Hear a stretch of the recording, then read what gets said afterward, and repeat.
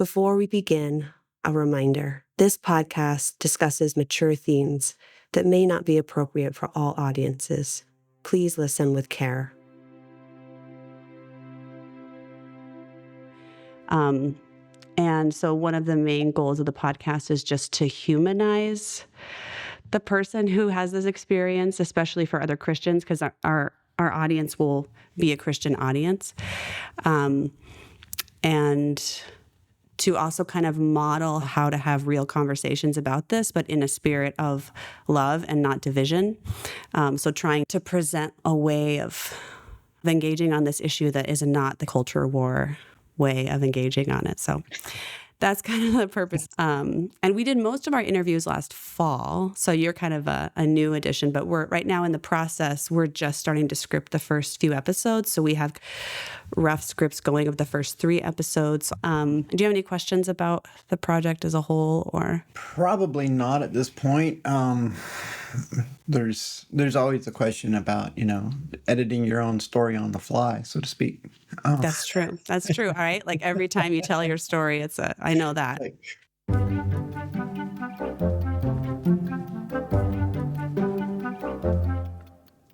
This is Seda, a fellow Christian who identifies as a transgender woman. You'll hear Seda's story today, and you'll also hear the story of how we met, how our paths crossed months after I'd started working on this podcast series, and how we ended up going to Mass together in a strange city where neither of us live, and how God used that trip, especially the readings at Mass, to teach me something profound about fear and love. But first, I'd like you to get to know Seda, to hear the story I first heard in a little coffee shop in Boise, Idaho, and then I'll tell you about what else happened that day. I'm Abigail Valali, and you're listening to the Gender Accompaniment Project. This is episode 9, Fear and Love.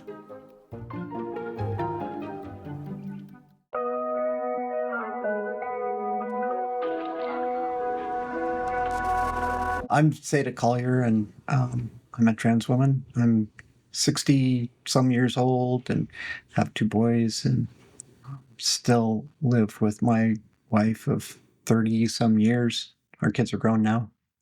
And super grateful to be alive. Mm-hmm. I'm also a Christian, which is the rock of the foundation of my life. So I grew up on a ranch in Wyoming.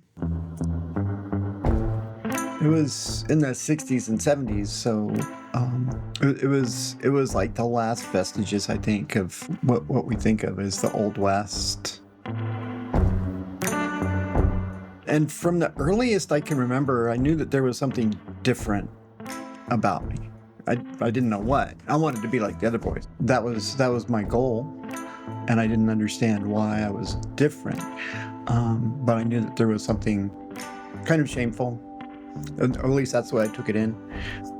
And I remember when I was probably 10 or 11 years old and went to a branding, and it's a whole bunch of people from all over the community would get together, and you would have the cowboys who would rope the calves from, tow them over, and then typically teenage kids, mostly boys, would wrestle the calves, hold them down for branding.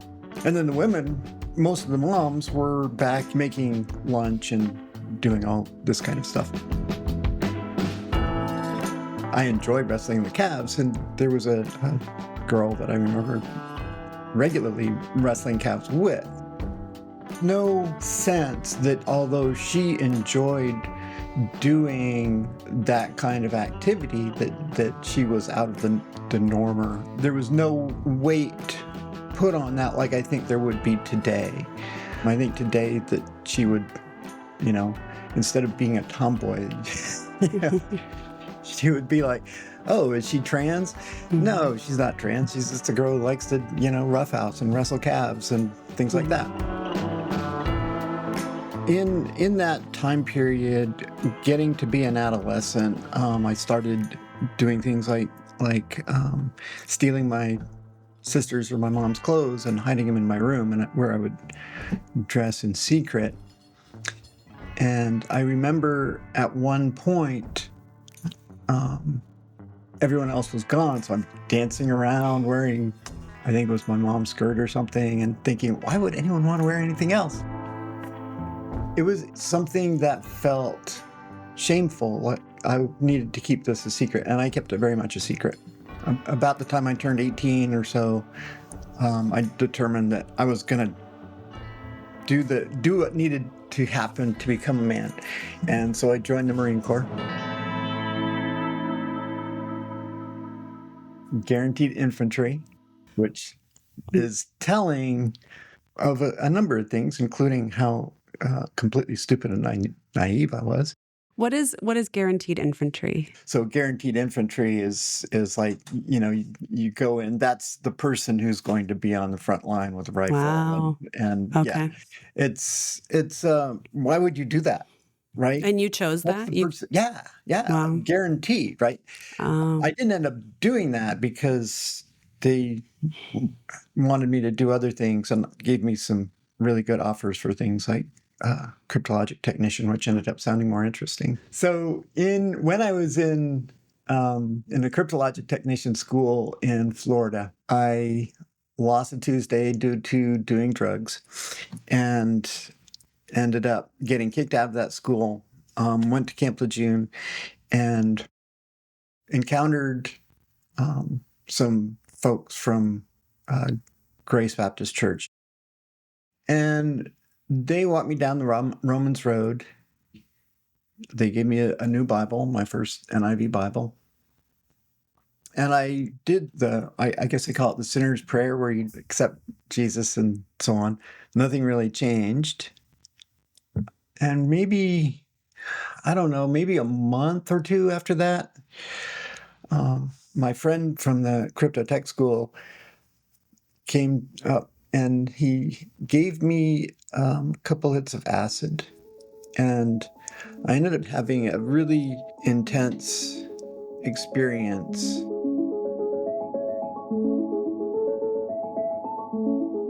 Things started floating in my eyes, and I don't really know how to describe the visual impacts of a trip of that nature. But I heard this voice, and it was like a voice that it did not seem to be from me, that said, "This is better than God." And I immediately was like, that's just wrong. And I went and found my new Bible, and I opened it up at random, and it opened up to the story of Jacob's ladder, where Jacob's wrestling with the angel. And I couldn't read it because the words were literally floating around on the page. They didn't look like letters. They were like little bugs crawling around. But I just really focused on it and just tried so hard and just reached out to God with my whole heart to reject that voice and to claim, and it was basically that classic prayer to God, help, help. And as I was just focusing in, trying to read it, finally reached the point where I could start to make out the words, and then all of a sudden, this complete calm, and I was completely 100% sober. The trip just disappeared, and I felt like just this immense sense of love and peace. And I attribute that moment to my salvation. I attribute that moment to when I actually did become a Christian. It was so incredibly profound of an experience that it gave me a basis that years later would enable me to keep my faith. So at this time period, I very much had a gender identity of male and man, and was trying to live into this while under the surface there was this ongoing confusion around sex and gender, and that the secret thing that was inside that I needed to hide from everyone else because it was so important to me to become the man that I thought I should be and that I wanted to be, quite frankly.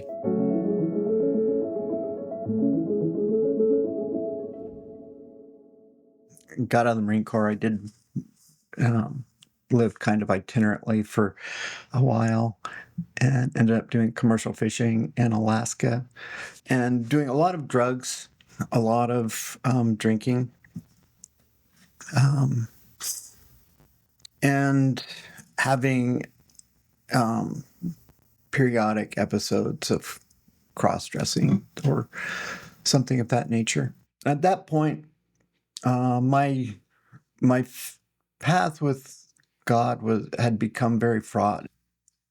I was going back and forth, so I was really focusing on my faith for a while, got baptized, did all of that, but I was not able to maintain that. It was just sort of a back and forth situation where gender dysphoria would come up and I would be unable to reconcile that, and then I would start drinking and try to really reconnect after a while with Christianity and with my faith.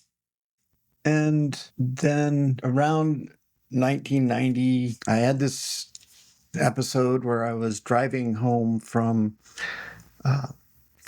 going to a bar, and I drove off the road. I was drunk, and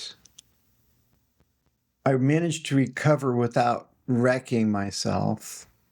But I realized that if there had been anyone walking on a sidewalk, I would have killed him. And it was that realization that triggered me to go the next day and just go cold turkey. And I drove back home to my parents' house and moved in with my mom because I knew she would support me. Now, when I came back with my mom, she was a Christian Scientist, and I started doing Christian Science and really focusing on that. Christian Science is a religious movement founded in 1879 by Mary Baker Eddy that rejects many of the core tenets of Orthodox Christianity, such as the Trinity, the fall of humankind, sin, and the saving atonement and resurrection of Jesus. The worldview of Christian Science is highly dualist, seeing reality as ultimately spiritual and immaterial, and the material world as an illusion. Physical illness, according to Christian Science, is something that can be healed and corrected through prayer and the power of the mind, rather than through medical treatment. It was during this period, after getting clean and beginning to practice Christian Science, that Seda eventually got married to Kristen, moved to Oregon, earned an architecture degree, and had 2 sons. But not long after the youngest was born, Seda experienced a traumatic event that escalated the gender dysphoria.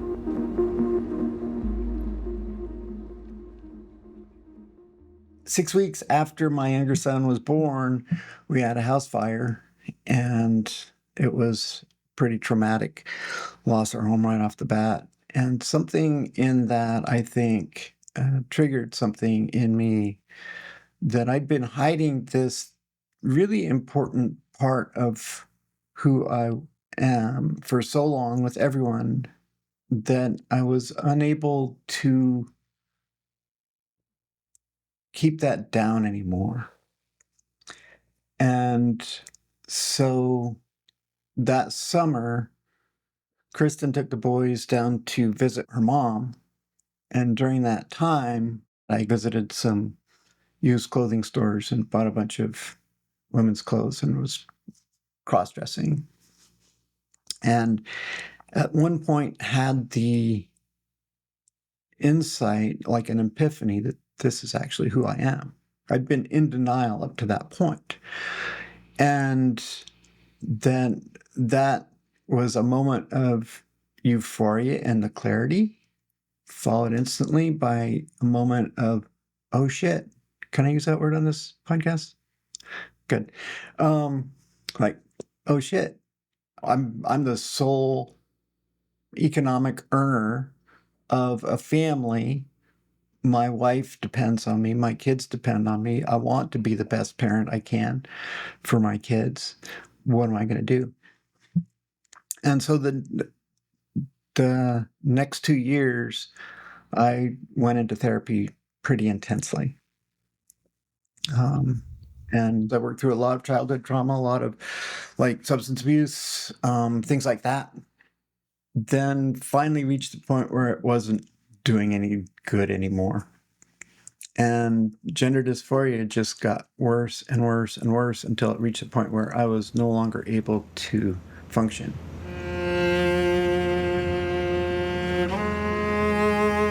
I was starting to become more and more suicidal, where I was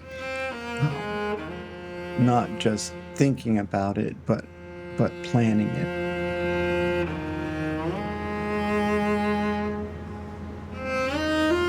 It was a kind of situation where I would be riding my bike to work and I would cross the railroad tracks. And every time I crossed the railroad tracks, I would be thinking, how could I time my crossing in front of a train so that the train would hit me and nobody would think that I'd done it intentionally? Because I wanted to take care of my boys. I wanted to make sure my family was taken care of. And I attribute that to actually surviving, because I didn't want my boys to have the legacy of a parent who had committed suicide. So I remember, somewhere I have a notebook of what I was planning, how I was planning to arrange all this. And it was at this point that Kristen finally was like, you know what? When I really told her all of this, she was like, you need to transition.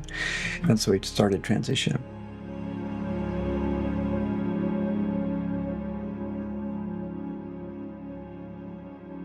And at this point, I had completely left the Christian faith. I was not living my faith out at all. So I began doing that, began transition, doing hormone therapy, and about a year later, 2009 or something, I started to feel this sense of loneliness. I'd lost a bunch of friends, but I'd also made a bunch of new friends. But I started feeling a sense of loneliness.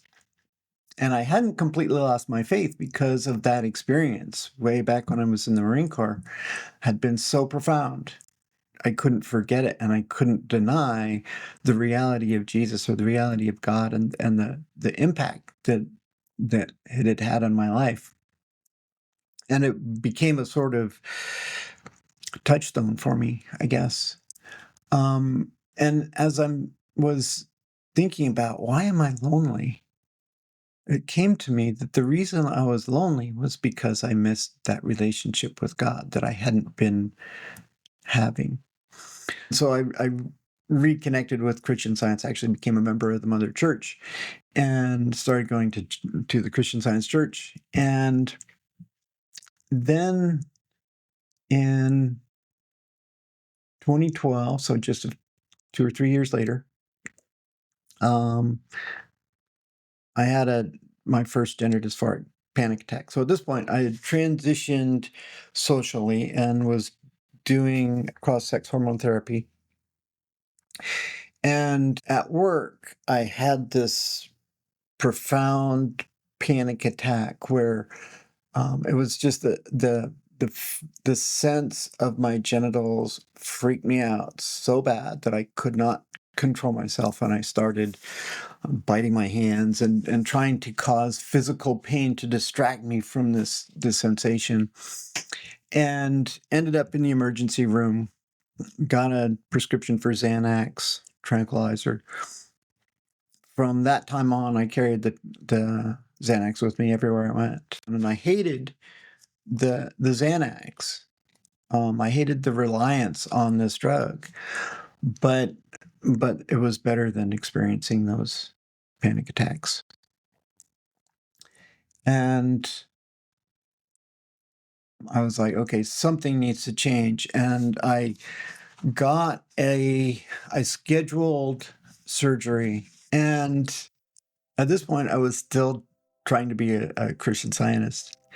And I was like, I don't know if this is the right thing before God. I don't know whether surgery is actually something that's going to be that helpful for me.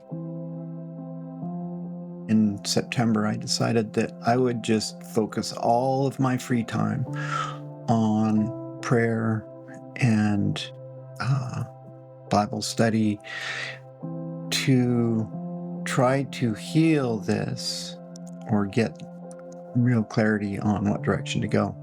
And I did that for 3 months.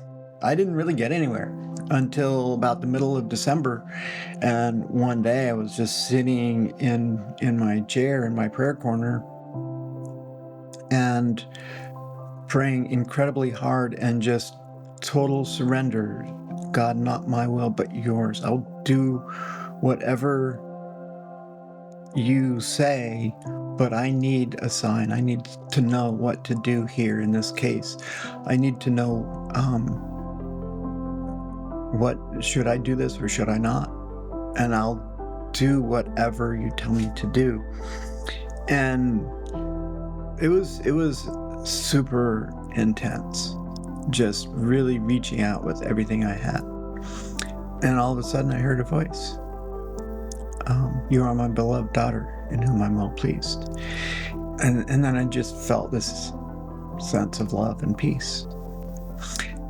And it didn't answer my question, right? I mean, my question was, should I get surgery? Should I change?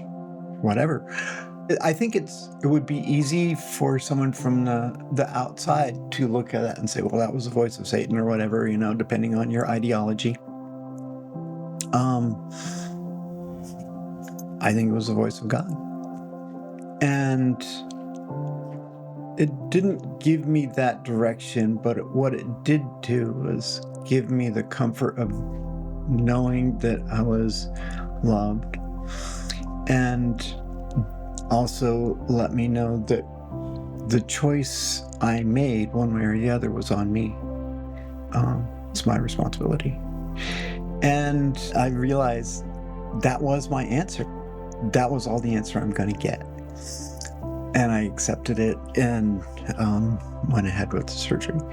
But one of the really most profound effects of that experience was that I left Christian Science behind, because it's like, that's what I realized is my body is real. It's a male body, and my brain is real, and it's part of my body, and it's not a male brain. I'm not saying it's a female brain. It's a transgender brain. It's something that's in between.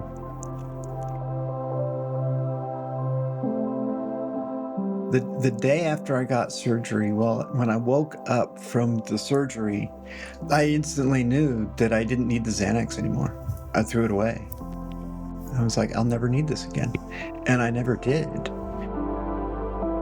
And it took a long time to heal physically from that surgery.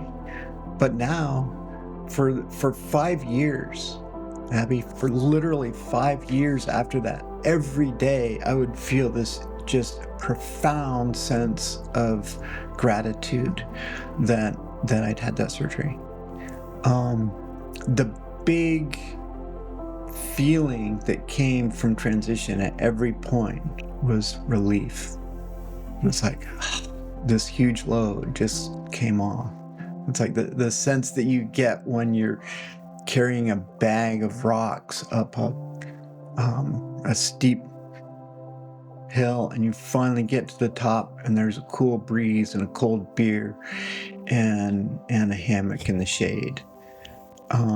And the transition was like dropping the rocks, cracking the beer, and climbing into the hammock in the shade. It was just such a relief.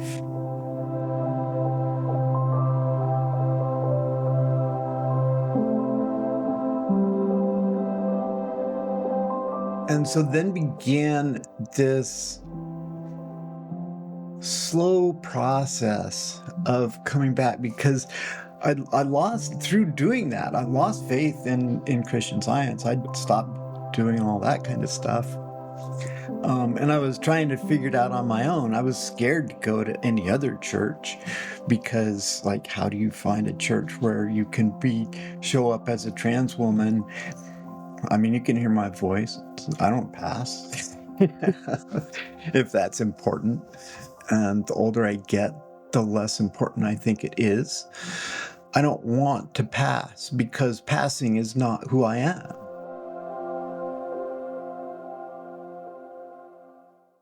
After fully transitioning, Seda began to get more involved in trans activism, which turned out to be a surprising catalyst for returning to the Christian faith. So I was working with a group of other trans people, helped start an organization called Transponder, and doing all this social activism that was like, well, it's really makes sense in a way, but then it's not really. How do I live as a Christian, live out my faith in this? I'm not going to church, but I am starting to engage with Christians online about trans stuff.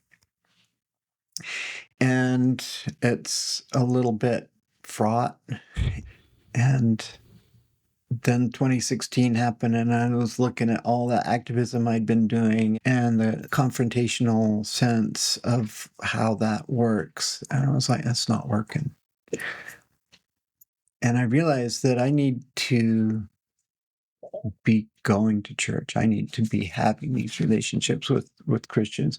And I started attending a church, and about, I guess, a year or two later, when Transponder had their big fundraiser gala, I wasn't very involved, but I showed up because I was still on the board. And it was so, there was like a dancers who were, they were really good, but it was like this whole cross-dressing thing, and what do they call it, drag queen like type stuff, and all this going on. And I got just this massive migraine, like the most intense migraine I'd ever had in my life. And I was like, this is not consistent with my beliefs. It's not consistent with my faith. And I left, and I resigned from the board and left that organization. And that was really good, you know. I spent so much time focusing on trying to interact with Christians and convince them this is okay. And more, I just like, this, why? It's not helpful.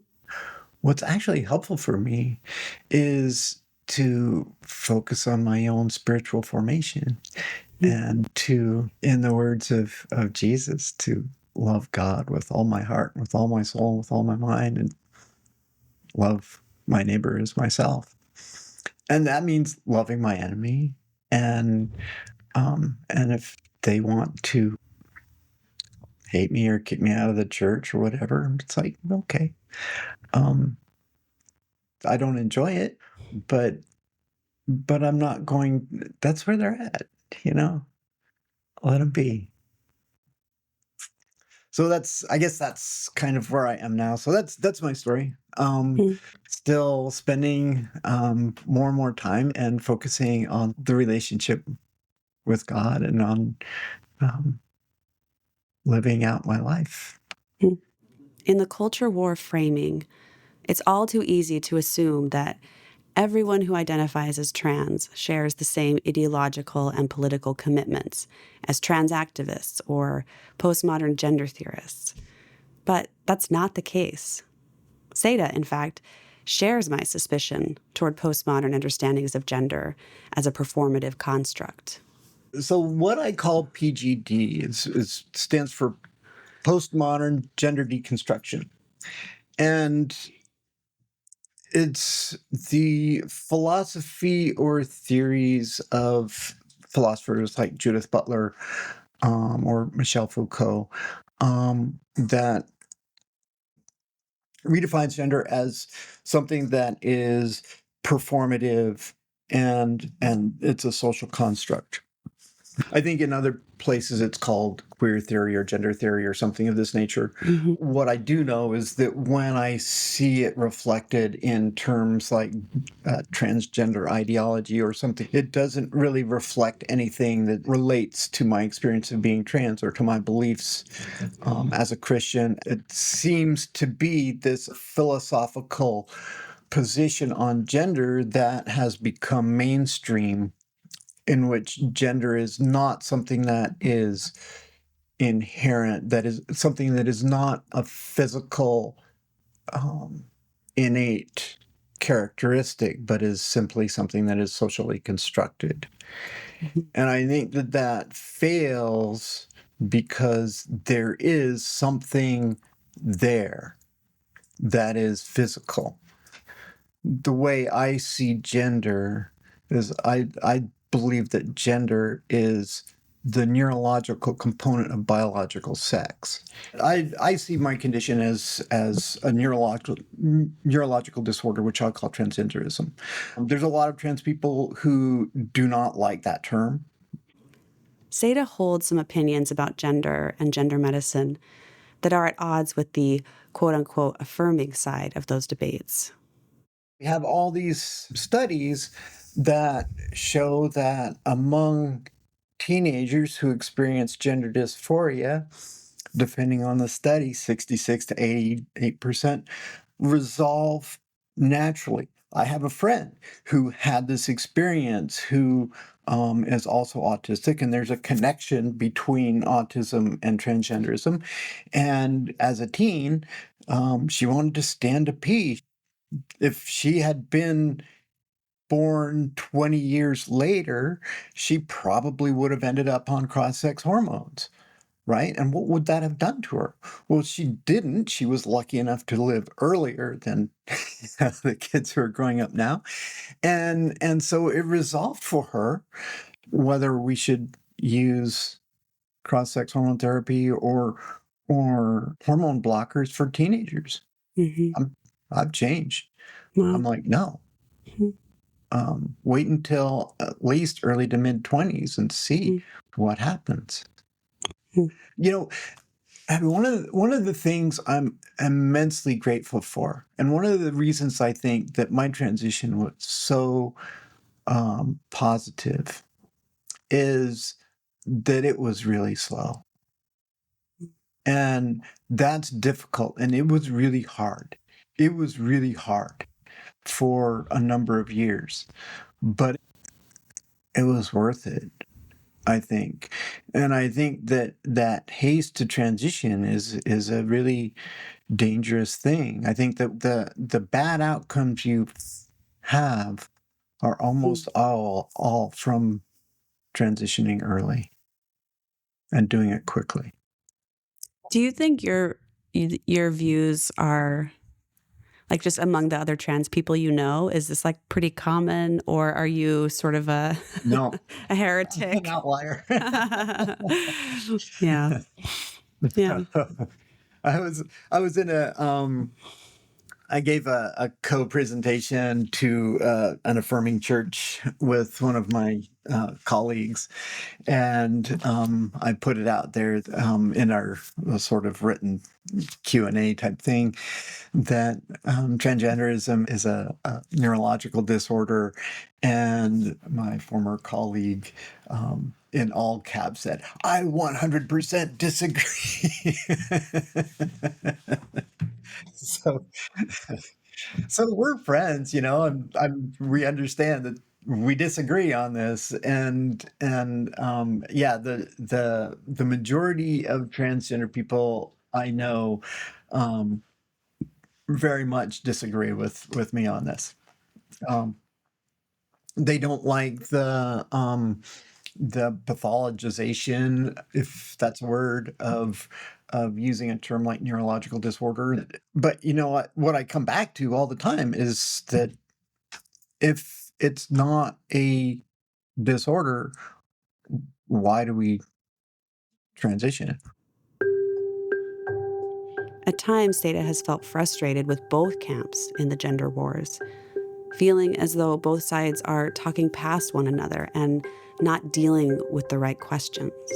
So I feel like on the one side, there's well, let's use affirming and not affirming. Okay, I'm not real fond of any of these labels, but sure. we need something.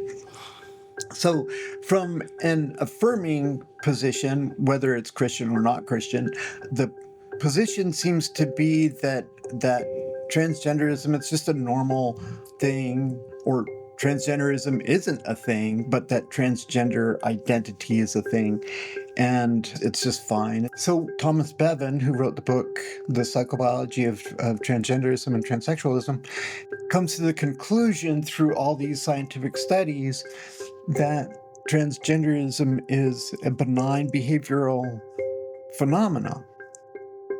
And my question is, if it's benign, then why do we need surgery? Why do we treat it with hormone therapy and surgery? These are intense medical interventions.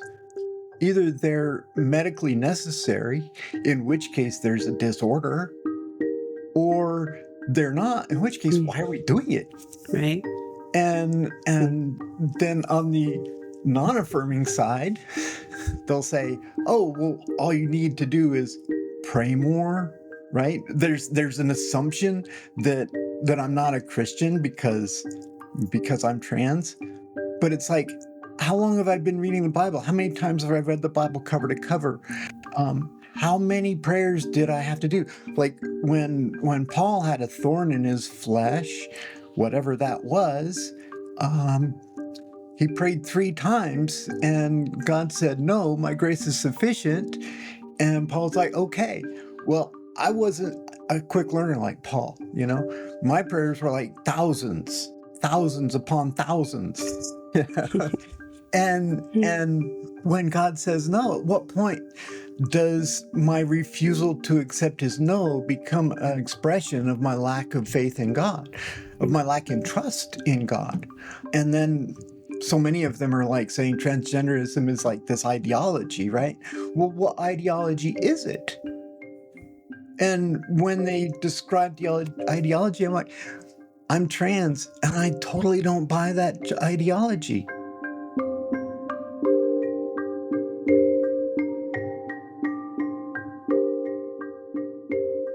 Now I want to tell you how Seda and I first met. We first crossed paths over email back when we both lived in Oregon, but we didn't correspond much until this past year when Seda reached out again, asking if I'd be willing to have a conversation about gender over email. Seda had read my book, The Genesis of Gender, and wanted to present a different perspective. So we exchanged a few emails, and our conversation was always civil and respectful. But I remember there was one email reply I was writing, and I think I was explaining why I'm not convinced by the theory that there is a transgender brain. And I was laying out my reasons, but I couldn't shake the sensation that we're talking about the wrong things. I remember signing my email, Your Sister in Christ. And in retrospect, I think, based on Seda's reply, that was the most important thing I wrote in that entire email. Maybe the only thing I needed to write. Now, Seda and I live across the country from one another, but we were both going to be at the same conference in Boise, Idaho. So we made a plan to meet up for coffee while we were there. I want to tell you about my experience of that trip. And so I'm going to turn the tables for a bit and put myself in the interview seat. So I was invited to speak at a conference in Boise, Idaho. And it was a conference hosted by a Protestant evangelical pastor. And I was being invited to share my conversion story. I was going to be on this panel, and the topic was faith and deconstruction. And so I was kind of representing the perspective of evangelicals who deconstruct their evangelical faith and then end up in Catholicism or Orthodoxy. So anyway, I was headed to Boise. I was feeling nervous. I'm always nervous before I speak. But I think I was feeling particularly anxious about sharing my own story with a crowd that I think for sure would be friendly, but wouldn't be representing my perspective. And I remember I had this weird interaction when I checked in at the hotel. So I was like behind these two dudes who were, looked kind of young and hip. And I heard them talking and I kind of gleaned that they were going to the same conference. So I mentioned something and they were like, yeah, I'm speaking on this. And then he's on the deconstruction panel. And I was like, oh, I'm on the deconstruction panel too. And then the one guy looks at the other and says, oh, is she on our side? And the other guy's like, no, she's not. And I was like, are there sides? Anyway, so that really escalated my anxiety, to be honest, because then I started feeling like, oh no, like already I haven't even walked into this place and things are kind of being coded in terms of like liberal, progressive, this side, that side, which tribe do you ascribe to or whatever. And so I think because I was feeling anxious, I just felt closed in on myself. I think I just started feeling afraid. Seda and I had talked about meeting while we were in Boise. And because I was feeling this like anxious sense of like just wanting to hide like who I am and what I believe, I was starting to dread that meeting. And my parents, who actually live about 3 hours from Boise, they reached out and said, hey, we want to come see you. And so at that point I told Seda, I'm not going to be able to beat up because I have the chance to see my parents. So I'm going to take that. I did feel relieved, honestly, because I was in this state of fear, essentially, where I was feeling afraid of anyone who might disagree with me, essentially. And I was feeling afraid of being misunderstood. I was feeling afraid of being judged. I was feeling afraid of being thought of as a bad person. And so my response to that fear was just to like kind of close in on myself in this like self-protective mode, this like self-protective avoidant mode. But then turns out my mom gets sick. So my parents can't come down and see me.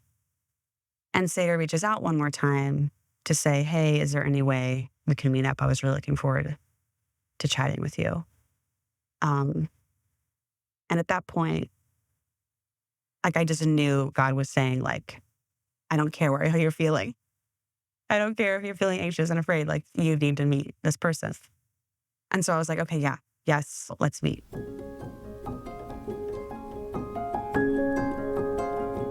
I remember just praying to God because I was feeling so fearful. Not so much in meeting with Seda, but just being there and speaking and just afraid of being misjudged and misunderstood. And I remember just praying to God and asking him to take the fear in my heart and turn it into love. And the crazy thing about that prayer is that, this is going to sound weird, it was answered really intensely. So like the next day, I'm not even kidding, the next day, the whole day, like all my interactions, like with Seda, at the conference, with everyone, I had such an openness and tenderness in my heart toward everyone. And I did not feel threatened by a single person. I was not doing this weird thing in my head where I was like, ooh, what does this person think about me? Like, where does this person, stand on these issues? What is this person gonna think when they realize what I think? All of that was just swept away. And I was able to it was so freeing. It was so freeing not to have that sense of fear, that protective, self-enclosed kind of fear. And I was just able to go out towards people freely and unafraid. It was amazing. Anyway, so it was in that kind of mode in the morning that I went to meet Seda. We met up at a coffee shop.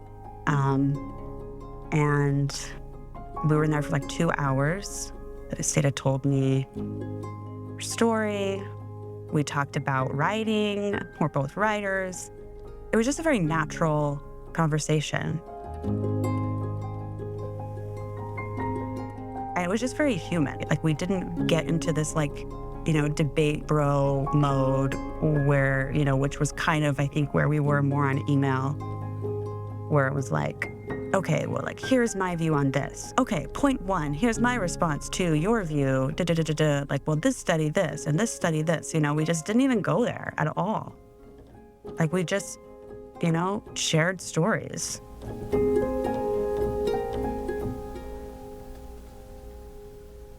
I mentioned that I was going to Mass.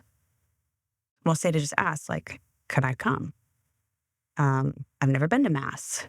And so I was like, well, heck yeah, you can come. So we made plans to meet up at Mass later, and I went a little early because there was adoration before Mass. So I went into the chapel where there was adoration, and I just sat before the Blessed Sacrament and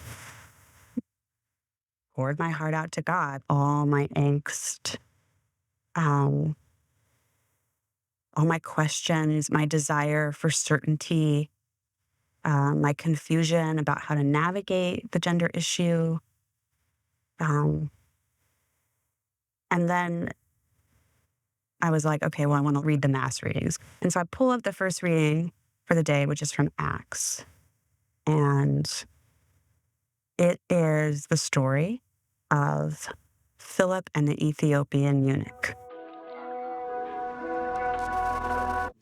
The angel of the Lord spoke to Philip, "Get up and head south on the road that goes down from Jerusalem to Gaza, the desert route."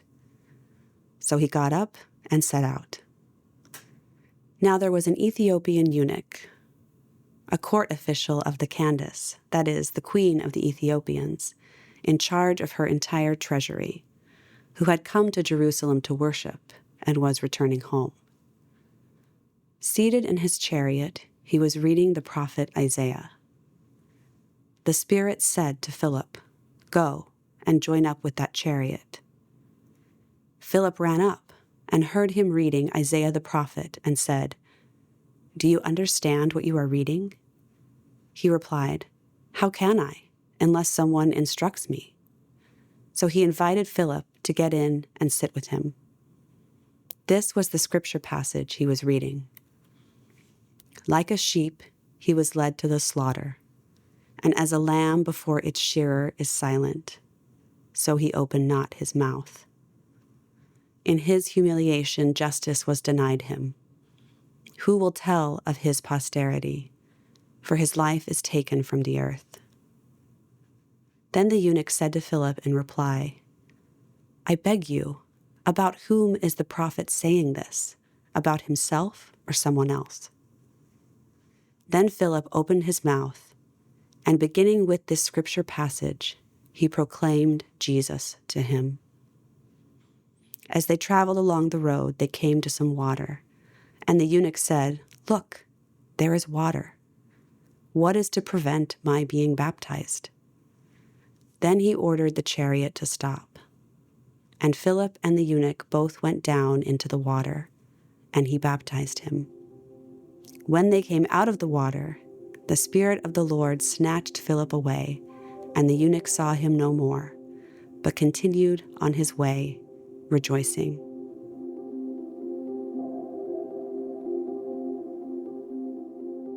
I mean, I was just like immediately struck by it, of course. Here I was just having spent the morning talking with someone who identifies as trans, who's in this kind of liminal space when it comes to gender categories. And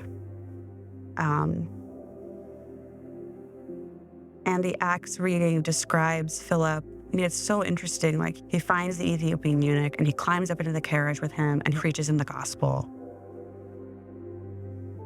And then Philip baptizes him right then and there. So it's a very wonderful little episode of like the Spirit just telling Philip to go to this person, preach the gospel, baptize him, and then to go forth and spread the gospel elsewhere.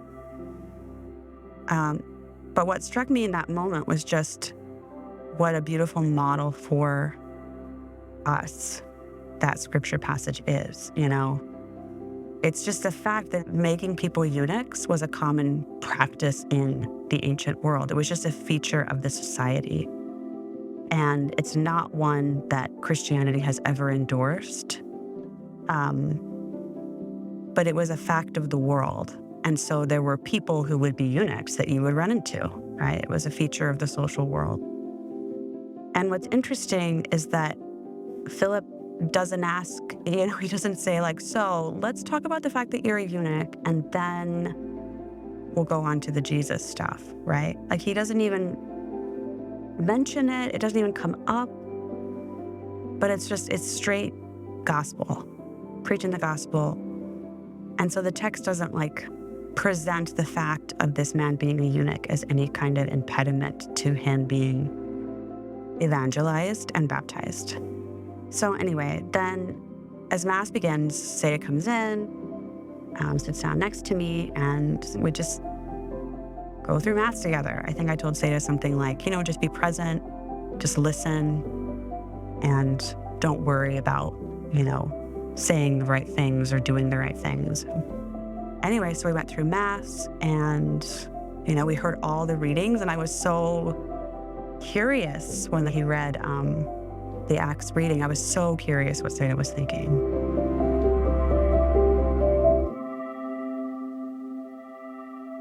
I asked Seda about this moment during our recorded interview.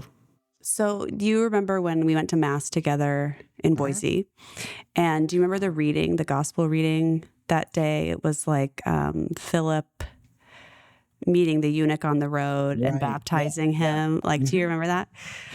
Yeah, I thought it was really interesting. I thought, wow, why is it on the one day I show up, the first time I ever go to Catholic Mass, and he's reading this profound account of a eunuch, castrated male, who is being accepted fully into the family of God.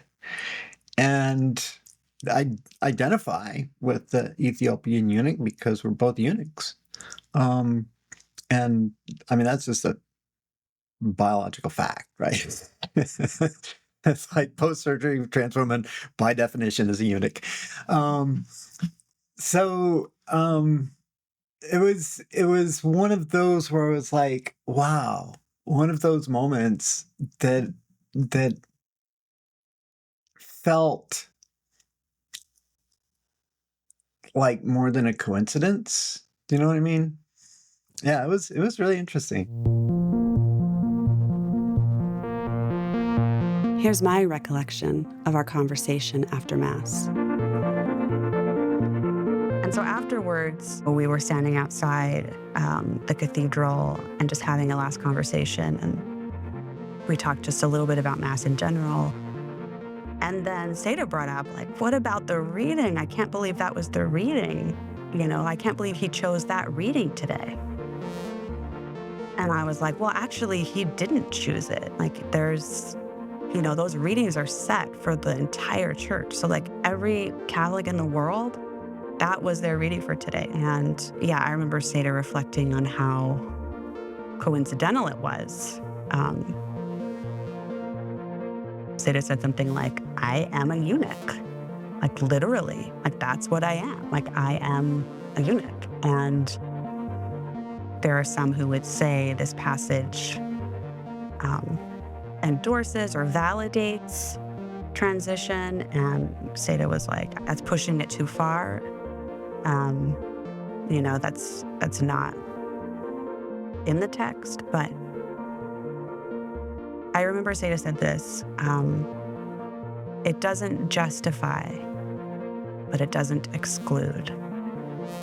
And those words have really stuck with me because I think that's a really good description. In the text, it doesn't justify the practice of becoming a eunuch, It doesn't say, this is a good practice, we endorse this practice. It doesn't endorse the practice. But it does not exclude the eunuch.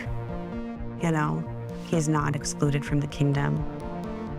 And the only thing Philip seems concerned about in that moment is sharing the gospel and inviting him into the life of Christ. And that, I think, is the model for us. That, I think, is the takeaway. And when I think about that scripture passage and that day with Seda and that Mass and that time in adoration, that's what I come away holding on to. Seda's story raises questions for me, some of which I can't easily answer. But here's one thing I do know. The gospel calls us to move outward, to be unafraid, to be like Philip, responsive to the Holy Spirit and radically open to the seeker crossing his path. We can't be like Philip if we are attuned more to the culture wars than to God's still small voice, which speaks to us through Scripture, through the liturgy, and through the church. We can't be like Philip if we are reactive and afraid, fearful of being judged or misunderstood or labeled wrong or bad. And here's another thing I know. If there's one prayer that God always answers, it is this one. Open my heart, Lord. Change my fear into your love. Let us pray.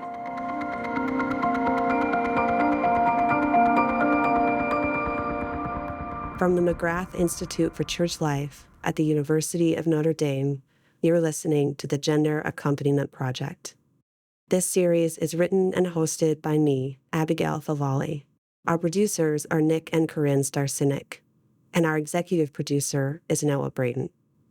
Special thanks to Seda for being part of today's episode. Thanks for listening.